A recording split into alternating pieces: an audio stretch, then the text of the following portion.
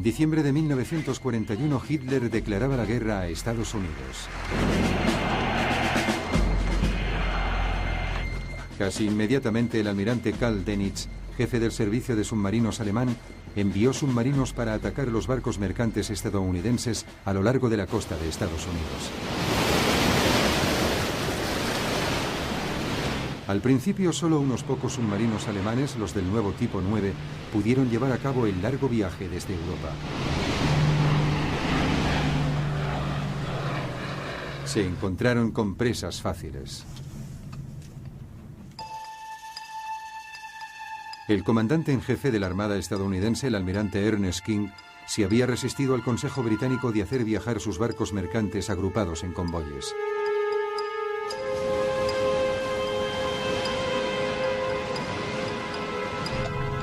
Durante un período de 3 meses, más de 400 barcos mercantes estadounidenses fueron hundidos o destruidos.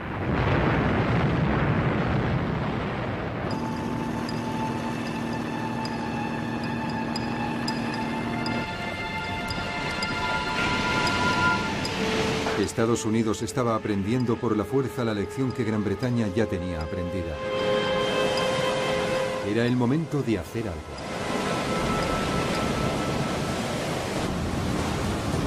Entonces Ernest King cambió de parecer. En mayo de 1942, Estados Unidos introdujo un limitado sistema de convoyes.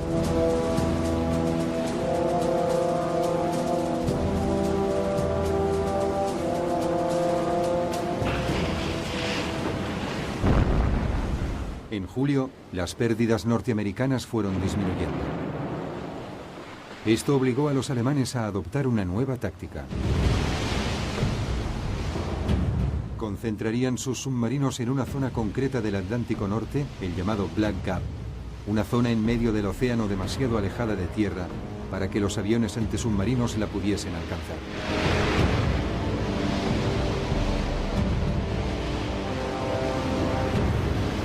A menudo, un convoy era atacado por más de 15 submarinos que llegaban en oleadas.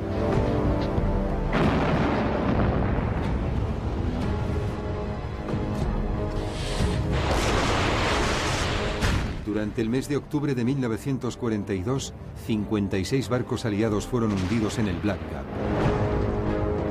En marzo de 1943, las bajas aliadas habían alcanzado 120 barcos en un solo mes.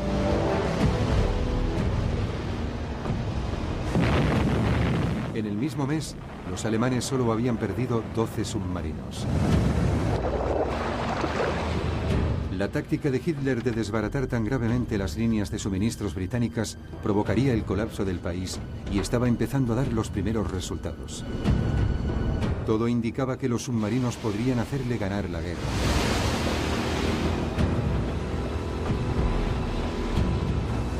Pero entonces los aliados empezaron a mejorar su juego. Gran Bretaña había nombrado a un nuevo comandante. El almirante Max Horton, ex jefe de la flota submarina de la Royal Navy. Su primera medida fue establecer grupos permanentes de destructores y fragatas que proporcionarían una ayuda adicional a los convoyes y que aparecerían rápidamente en cuanto se detectase la presencia de una manada de lobos enemiga. Y junto a ello, una nueva serie de desarrollos tecnológicos aún más importantes empezó a funcionar. Entre ellos el llamado Hedgehog, un mortero antisubmarinos que tenía capacidad para lanzar 24 bombas.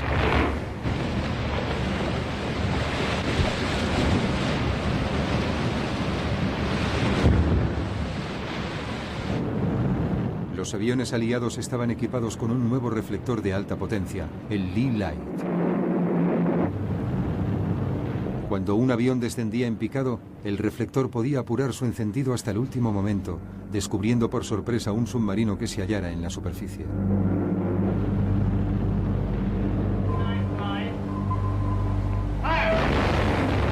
Los constantes avances tecnológicos empezaron entonces a reportar beneficios.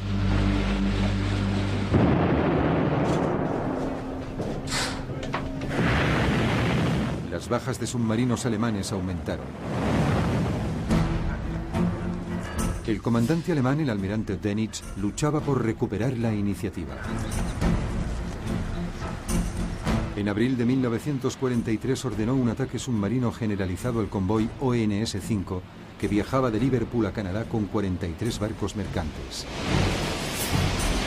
Había sido planeado como una demostración de la fuerza naval alemana. 40 submarinos se lanzaron sobre el convoy.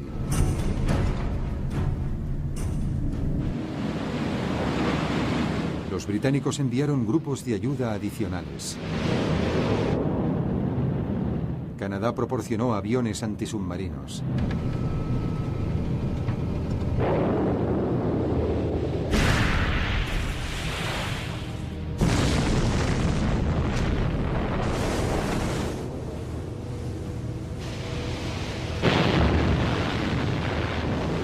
Los aliados necesitaron 4 días para rechazar el ataque alemán. 11 barcos mercantes habían sido hundidos, pero los alemanes habían perdido 7 submarinos.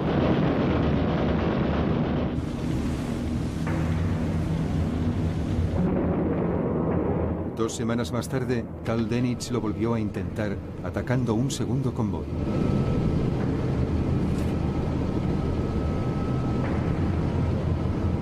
Resultó un desastre. 5 submarinos fueron hundidos sin que se hubiese perdido ni un solo barco mercante.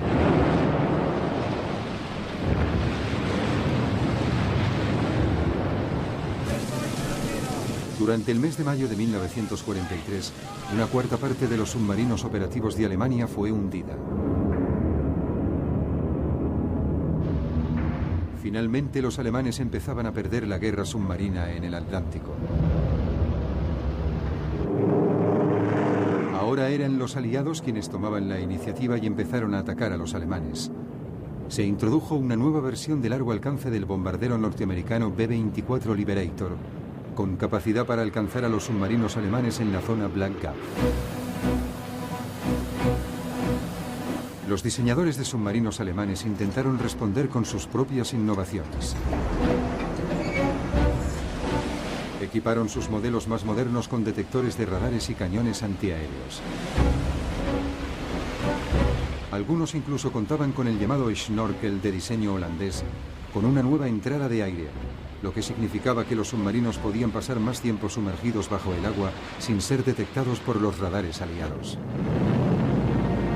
Estos avances no eran suficientes y llegaban demasiado tarde. A pesar de todos estos ingenios tecnológicos, los aliados siguieron localizándolos. Los submarinos de Hitler quedaron inmovilizados en puerto. Para ellos era demasiado peligroso surcar el océano libremente. Los intentos alemanes de encontrar salida a esta situación fueron cada vez más desesperados. Entonces fabricaron un nuevo y revolucionario submarino, el conocido como Tipo 21.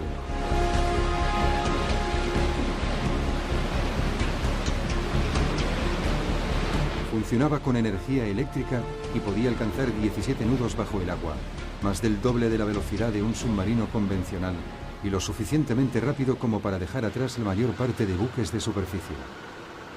Pero una vez más no dio buenos resultados. Tan solo uno llegó a ser operativo y jamás estuvo en contacto con el enemigo. A principios de 1944 los aliados ya dominaban el Atlántico. Se trataba de un momento decisivo en la guerra. La campaña de submarinos de Hitler había causado un número terrible de bajas en ambos bandos. Los alemanes habían perdido casi 800 submarinos y con ellos un 75% de la tripulación de los submarinos había perecido. En el bando aliado unos 32.000 marinos habían perdido la vida.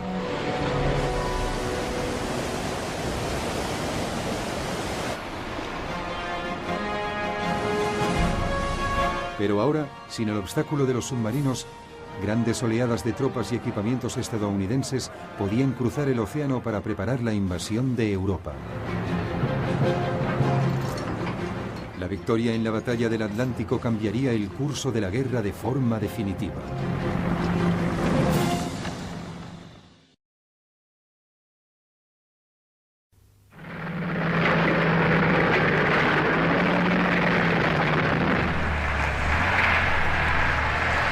Verano de 1943. En el frente oriental los ejércitos de Hitler se replegaban.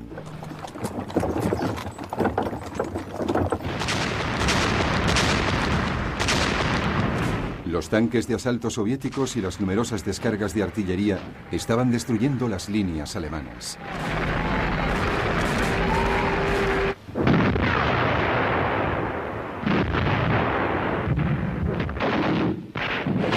Hitler estaba combatiendo en dos frentes. En Europa Occidental, una fuerza angloamericana avanzaba a través de Italia, amenazando el flanco sur alemán. Hitler se había visto obligado a retirar algunas de sus tropas de élite del frente este para ayudar a la defensa de aquel flanco.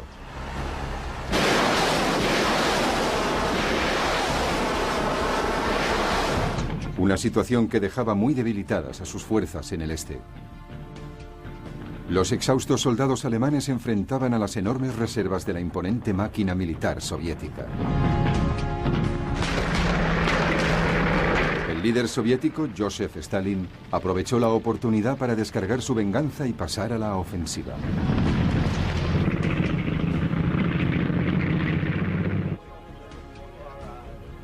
A principios de agosto de 1943, el Ejército Rojo expulsó a los alemanes de las ciudades rusas de Orel y Belgorod, en las que todavía se mantenía la ocupación.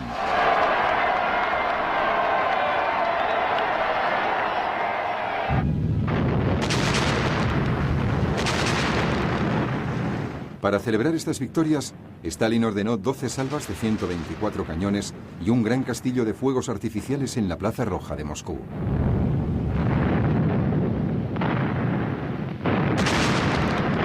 En su intervención pública dijo: «Gloria eterna a los héroes que cayeron en la lucha por la libertad de la madre patria. Muerte a los invasores alemanes».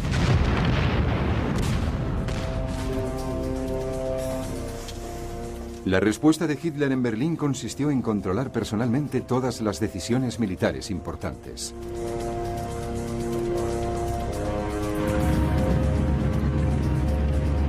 El efecto se notó inmediatamente en las tropas del eje que ocupaban la ciudad de Kharkov, estratégicamente situada.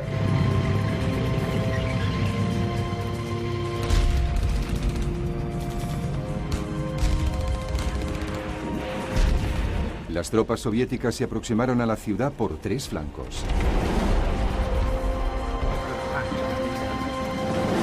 El comandante alemán Erich von Manstein ordenó una retirada táctica. Hitler dio la contraorden correspondiente. Había que mantener Kharkov a toda costa. Hitler no aceptaría nada que redujese lo que él llamaba el Lebensraum, o espacio vital, territorio que él consideraba que Alemania necesitaba para garantizar su grandeza. Con igual énfasis creía que Alemania ganaría la guerra, si no por superioridad numérica, sí por pura voluntad de vencer.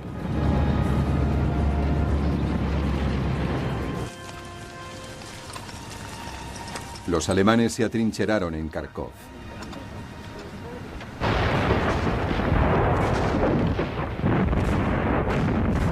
Al principio la estrategia de Hitler pareció funcionar.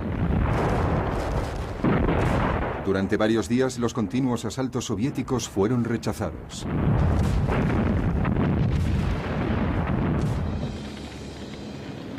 Más de 300 tanques rusos T-34 fueron destruidos.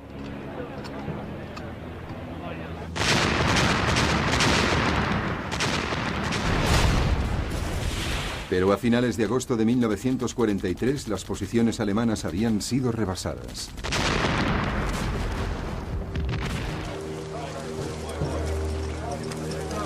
Finalmente Manstein se enfrentó a su Führer y ordenó a sus hombres que abandonaran la posición.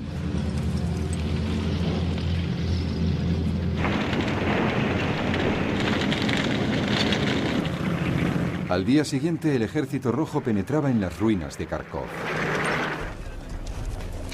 Esto marcó el principio de una ofensiva soviética generalizada en un frente de 2.500 kilómetros.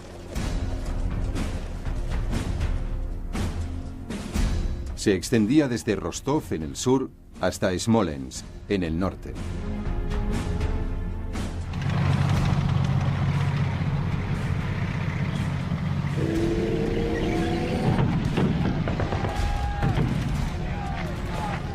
En el extremo sur del frente, cerca de Rostov, un gran avance ruso amenazaba con rodear varias bolsas de soldados alemanes en Crimea.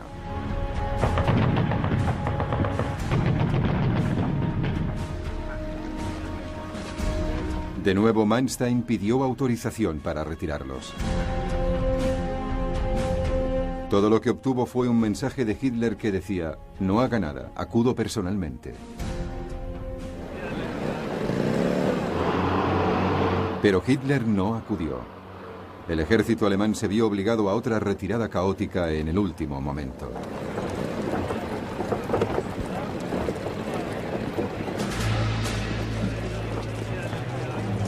El repliegue alemán empeoró debido a la participación de bandas de partisanos mal equipados pero avezados a la lucha. Muchos eran antiguos soldados del Ejército Rojo que habían quedado aislados detrás de las líneas enemigas debido a la velocidad del avance alemán 2 años antes.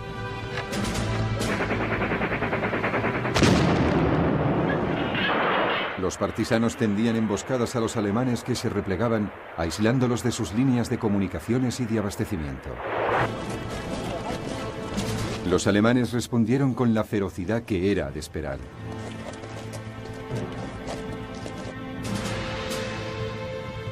Tomaron brutales represalias contra la población civil.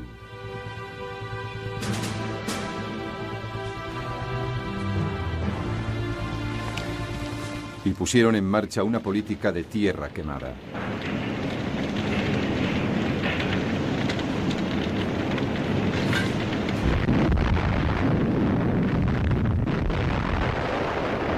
Hicieron saltar por los aires fábricas, centrales eléctricas, vías de trenes y puentes.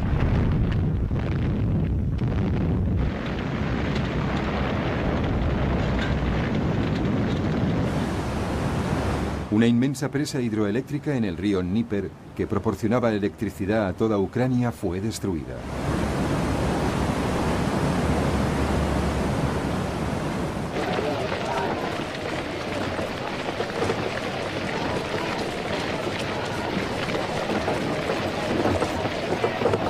Mientras, en la zona central del frente, los alemanes se replegaban a través del río Dnieper.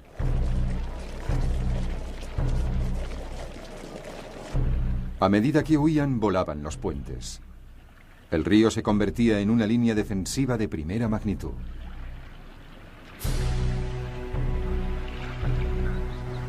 Y entonces se atrincheraron a lo largo de su orilla occidental. Stalin ofreció el galardón más alto de la Unión Soviética al primer soldado del Ejército Rojo que alcanzase la otra orilla del río. A principios de otoño de 1943, los soldados soviéticos consiguieron establecer pequeñas cabezas de puente en la orilla occidental del río, controlado por los alemanes.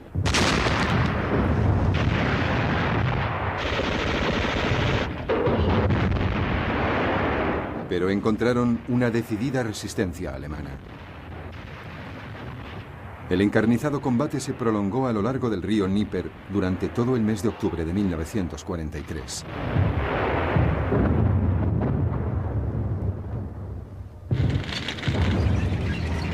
Finalmente, a principios de noviembre, las tropas soviéticas consiguieron tomar Kiev.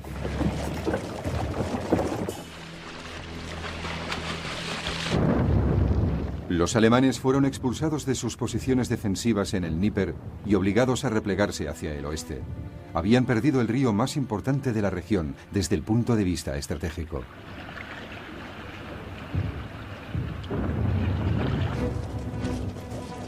A finales de 1943, el Ejército Rojo había expulsado prácticamente a los alemanes de la histórica patria rusa.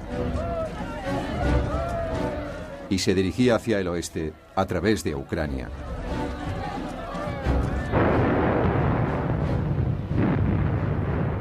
Su objetivo era Europa.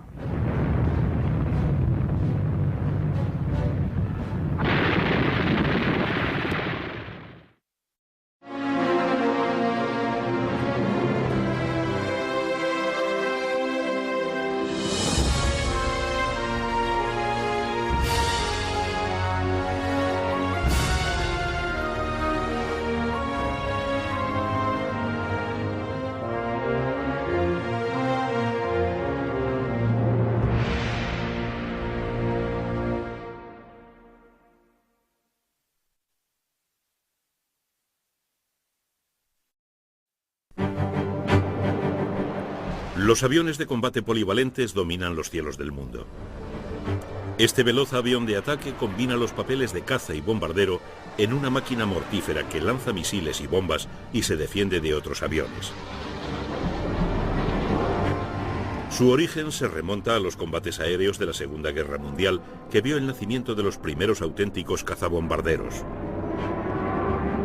Aviones de terrible poder y precisión que podían destrozar a las fuerzas enemigas.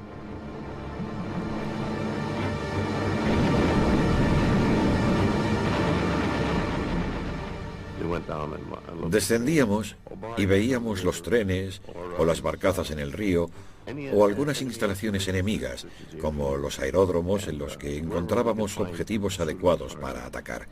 Era momento de actuar. El cazabombardero.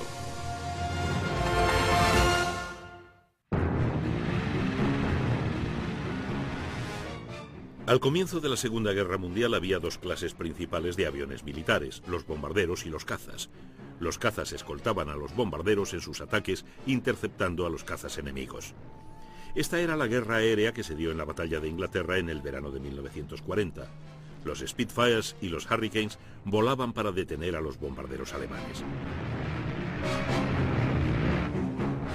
Pero Adolf Hitler y el ejército alemán habían inventado una nueva forma de guerra, la Blitzkrieg, la guerra relámpago.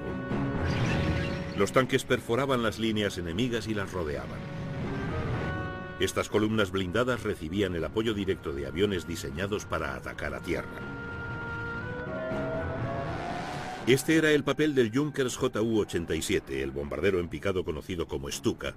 Equipado con sirenas para aumentar el terror de sus ataques en picado, fue protagonista de las victorias en la Blitzkrieg de Hitler contra Polonia y luego Francia en 1940.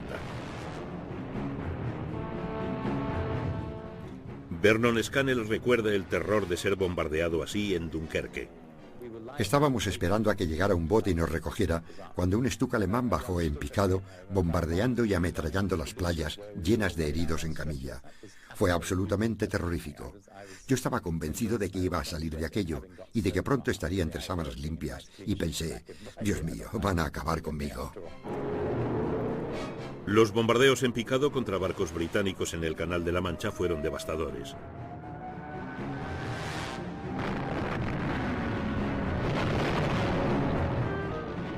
Pero el Stuka resultó vulnerable al ataque de los cazas británicos y fue derribado en buen número.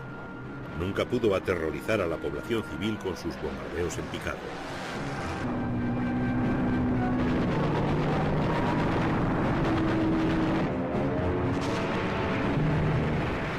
Los alemanes pensaban ya en un nuevo tipo de avión, un bombardero de ataque a tierra y un caza combinados. Algunos de sus cazas más famosos, como el Messerschmitt Bf-110 y el Focke-Wulf Fw-190, fueron también reequipados como bombarderos.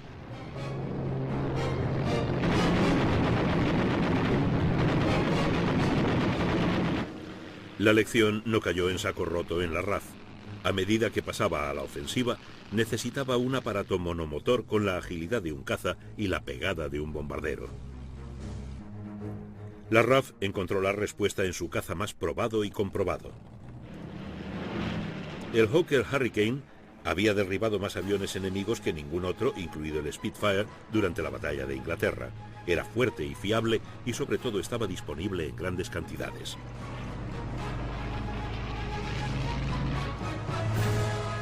Una nueva versión del Hurricane, el Mark II, fue artillado en las alas con 8 ametralladoras Browning o 4 cañones de 20 milímetros. Un blindaje extra lo protegía en los ataques a baja altura.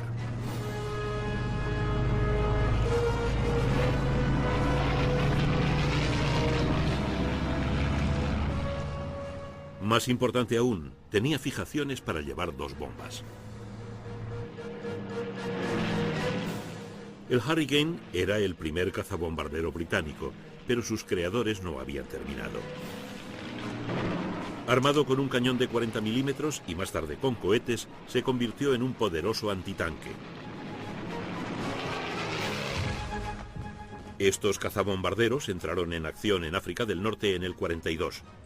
En la batalla de El Alamein, los soldados británicos y de la Commonwealth del 8º Ejército luchaban para atravesar los campos de minas enemigos.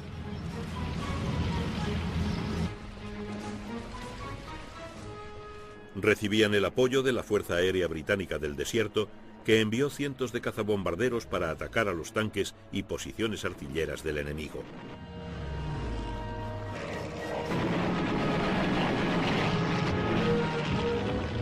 Estos incansables ataques aplastaron a las fuerzas del general Erwin Rommel, que comenzaron una larga retirada por África del Norte.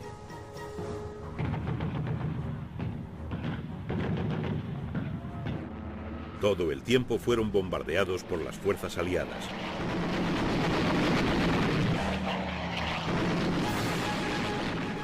En Túnez, a la RAF se le unió la Fuerza Aérea Norteamericana con sus Curtiss Kitty Hawks. Armados con 3 ametralladoras en cada ala, llevaban una bomba bajo el fuselaje y 6 bombas bajo las alas.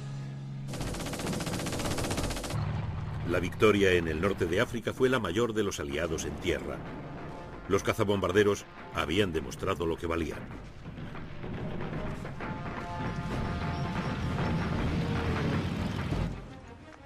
La infantería aliada no quería apoyo de los cazabombarderos en todos los ataques. El resultado fue el sistema llamado parada de taxis.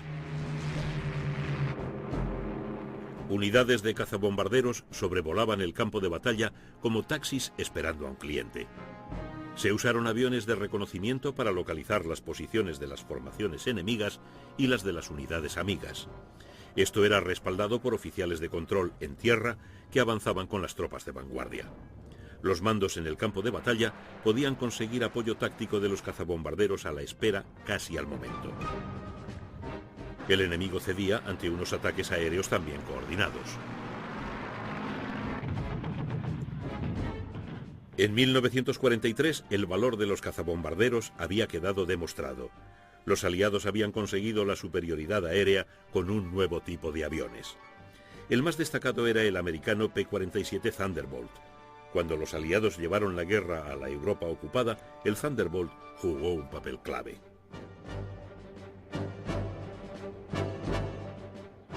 El Thunderbolt había sido ideado como un interceptor ligero, pero cuando se probó el primer prototipo quedó claro que se necesitaba un caza mucho mayor y mejor armado.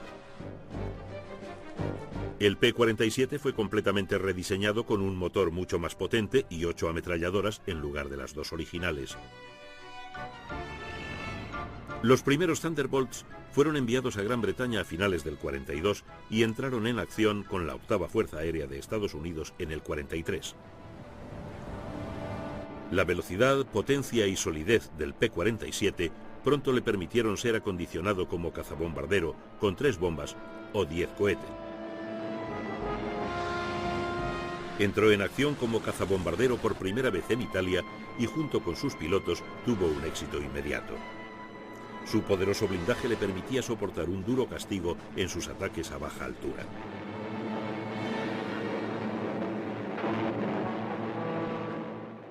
El piloto de Thunderbolt, Frank Mander, recuerda su actuación en la destrucción de líneas de suministro alemanas. Nuestro objetivo es un puente, y nuestra misión es destruirlo con bombardeos en picado. A medida que te aproximas al blanco, todo el mundo se alinea según el ataque vaya a ser desde la izquierda o desde la derecha. Cuando el guía está situado sobre el blanco, da la señal y se lanza en picado. Todos los hombres de su ala le siguen y repiten los movimientos.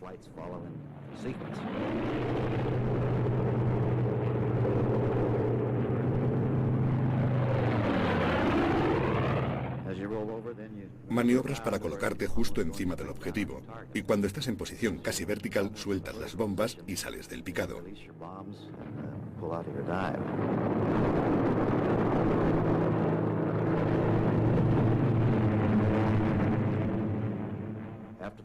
Después de bombardear, ganas altura y vuelves a la formación.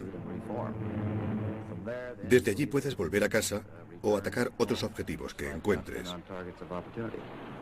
Tu misión principal es sacudirle a todo lo que se mueva. Sencillamente, los echamos de las carreteras.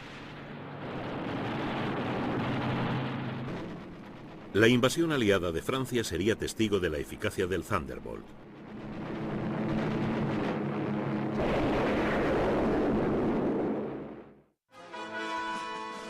Día D, junio de 1944. Los aliados atacan las playas de la Europa ocupada. Es el comienzo del fin del Tercer Reich. Los bombarderos aliados machacan las posiciones alemanas, pero se necesitan ataques más precisos a la máquina de guerra nazi. Junto con los Thunderbolt americanos son realizados por otro cazabombardero clásico, el Hawker Typhoon británico. Como su equivalente americano, este mortífero antitanque tuvo un agitado desarrollo inicial. El prototipo voló en 1940, pero resultó corto de potencia y se dio prioridad a la producción del Hawker Hurricane. En otoño del 42, el Typhoon volvió a entrar en acción con un nuevo motor. Su rendimiento seguía siendo pobre a mucha altitud, pero su comportamiento excepcional en cotas bajas lo hacía perfecto para los ataques a tierra. La RAF desplegó 26 escuadrones en Normandía, que volaban casi continuamente en patrullas de parada de taxis, equipados con 2 bombas o con 8 cohetes perforadores de blindaje. Con ellos destrozaron todo lo que se movía detrás de las líneas enemigas en la campaña del norte de Francia. Atacaron a las formaciones alemanas que avanzaban por las carreteras o los campos.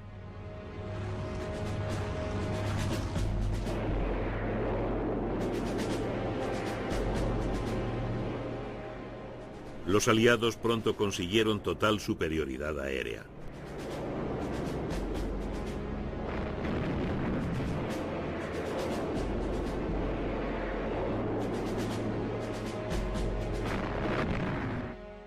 Hasta los tanques alemanes mejor blindados eran bocado fácil para los cohetes de los Typhoons y los Thunderbolts.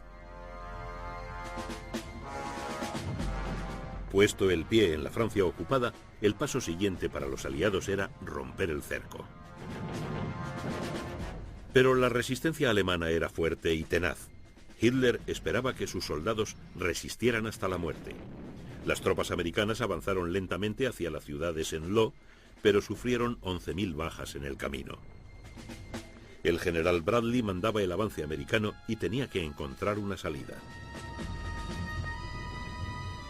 Se planeó un ataque a gran escala, cuyo nombre en código era Cobra, para romper las líneas alemanas.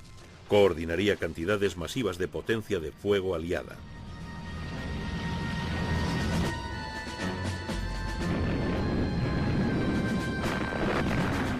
El arma principal para asestar este golpe fue el bombardero pesado. Se decidió arrasar el frente alemán en Saint-Lô con una tormenta de bombardeo aéreo. Pero las posiciones alemanas estaban demasiado cerca de los aliados. Se necesitaba un ataque de precisión y se eligieron 550 Thunderbolts para iniciar el asalto.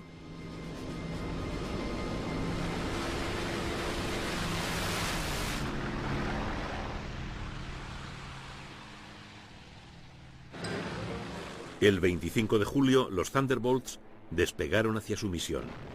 Bajando en picado sobre las posiciones alemanas, dispararon sus cohetes y lanzaron sus bombas en un terrible aluvión.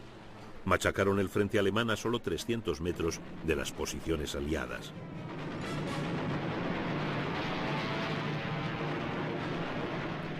Fue una brillante demostración de lo que podían hacer los cazabombarderos. Devastación con precisión total.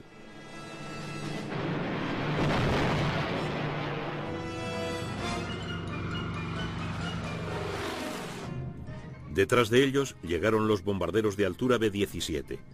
Utilizaron el humo de las armas de los Thunderbolts como diana para lanzar sus bombas, pero sobrevino el desastre.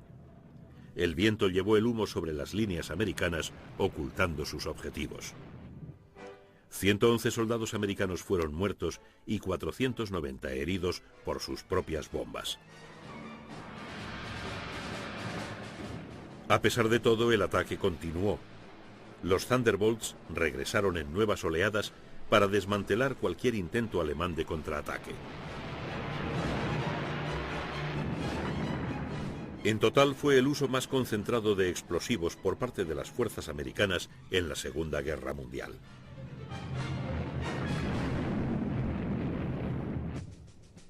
El 70% de las tropas alemanas fueron muertas o capturadas cuando los aliados se abrieron paso desde su cabeza de playa. Los cazabombarderos llevaron a cabo una guerra relámpago que destruyó 2 ejércitos de Panzers y llevó a las tropas aliadas a las afueras de París en menos de 3 semanas.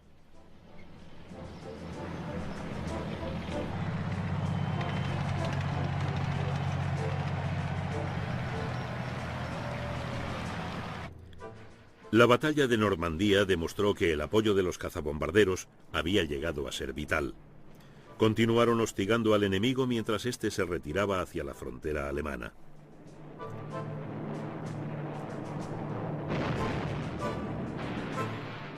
Los Mustangs P-51 se unieron a la acción, bombardeando todos los objetivos alemanes que encontraban. Ahora, los pilotos aliados tenían poco que temer. Si se movían, los matabas. Tenías municiones. Había costado un infierno llevar esas municiones hasta allí y no ibas a volver a llevártelas a casa. Allí teníamos más. Los cazabombarderos también tuvieron un papel clave en las operaciones especiales. Pocos resultaban más adecuados que los de Havilland Mosquito. El vicemariscal del aire Basil Embry dirigió una de las incursiones más audaces de la guerra. La misión, rescatar a los líderes de la resistencia danesa presos en el cuartel general de la Gestapo en Copenhague. El plan consistía en un bombardeo localizado del edificio que permitiera liberar a los prisioneros. Se acondicionaron 18 mosquitos para el ataque el 12 de marzo de 1945. Por razones de seguridad, a causa de su jerarquía, Basil Embry voló con el seudónimo de comandante de ala Smith. Despegamos y allá fuimos. Era una mañana muy tormentosa. Soplaba un viento fuerte. Cruzamos por encima de la costa inglesa, derechos y hacia abajo, justo sobre las olas. Volaron bajo para evitar el radar enemigo. Embry y sus tripulaciones querían atacar Copenhague exactamente a las 11:15, porque a esa hora era cuando había más miembros de la Gestapo dentro del edificio. La navegación y el vuelo habían sido tan exactos que podíamos bombardear con precisión el lugar elegido en Dinamarca. Volamos bajo, esquivando los árboles y los cables de alta tensión. Todos los daneses que nos veían saltaban y nos saludaban. Había una gran excitación. Los mosquitos iban escoltados por 28 cazas Mustang, pero eran demasiado rápidos para que ningún caza alemán pudiera interceptarlos.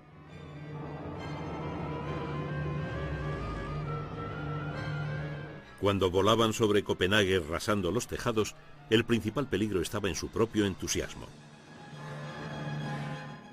Miré hacia arriba y vi un aeroplano que era el líder del escuadrón Carlyle.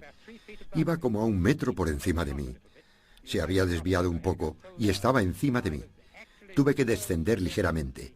Estaba entre él y los tejados de la calle principal de Copenhague. Me preocupaba poder rozar con el extremo del ala algún edificio. Los primeros mosquitos soltaron sus bombas exactamente sobre el cuartel de la Gestapo. En la confusión que siguió, varios líderes de la resistencia danesa consiguieron escapar. El edificio ardió y todos los archivos de la Gestapo quedaron destruidos. En el otro extremo de Europa, los alemanes retrocedían ante el ejército rojo. Sus primeras victorias se habían invertido y ahora los rusos buscaban venganza. La Fuerza Aérea Soviética abordó de forma diferente el problema del apoyo aéreo próximo a las tropas de tierra.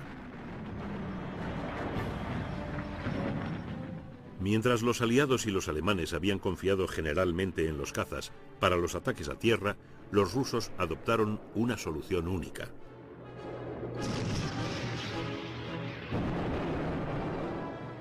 El Stormovik era un tanque volador protegido por un grueso blindaje y capaz de montar una devastadora selección de armamento. Llevaba 2 cañones, 2 ametralladoras y 4 bombas cohete en cada ala. Para incursiones especiales a baja altura podía ser armado con otros cañones antitanque. Destrozó lo que quedaba de las columnas de blindados alemanas. Bajo el impacto de los ataques americanos, británicos y rusos, el Tercer Reich entraba en sus últimos días, pero todavía podía sacar algunas sorpresas mortíferas. Una de ellas se produjo a fines del verano del 44, cuando una nueva sombra apareció en los cielos, un caza alemán que podía superar fácilmente a todos los de los aliados. Era el Messerschmitt Me-262, el primer reactor del mundo que entró en combate.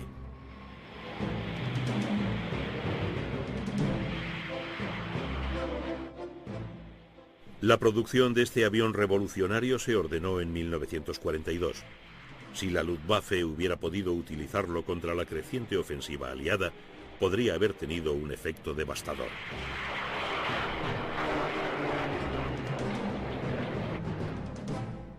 Paradójicamente, la obsesión de Hitler por los cazabombarderos fue responsable de este retraso. Quería que el Me-262 fuera adaptado para llevar bombas. Esta dilación hizo que el avión entrara en combate demasiado tarde para frenar la invasión aliada, como Hitler esperaba, o para diezmar los bombarderos aliados, como pretendían los jefes de la Luftwaffe. El Me-262 iba armado con 4 cañones de 20 milímetros agrupados en el morro y podía llevar 2 bombas bajo el fuselaje. Su velocidad de más de 800 kilómetros por hora lo hacía imparable cuando interceptaba a los bombarderos aliados.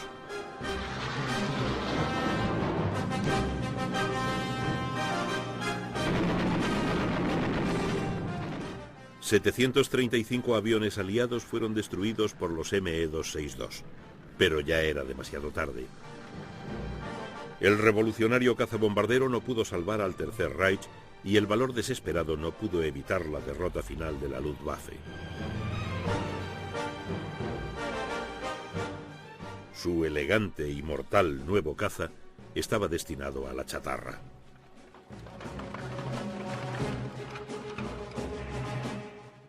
Pero el motor a reacción era el futuro de todos los aviones militares. El Meteor británico fue el único reactor aliado que llegó a entrar en acción. Poco después de la guerra fue seguido por el de Havilland Vampire, el primer avión a reacción de la RAF especializado en el ataque a tierra. El primer caza a reacción con alas en flecha fue el F-86 Sabre norteamericano, aparecido en 1947. Anunciaba la llegada de la forma hoy familiar de los actuales aviones de ataque armados con cañones y con misiles. Una nueva era de cazas polivalentes propulsados a reacción ha nacido de la Segunda Guerra Mundial. Estos bellos y mortíferos aparatos siguen dominando los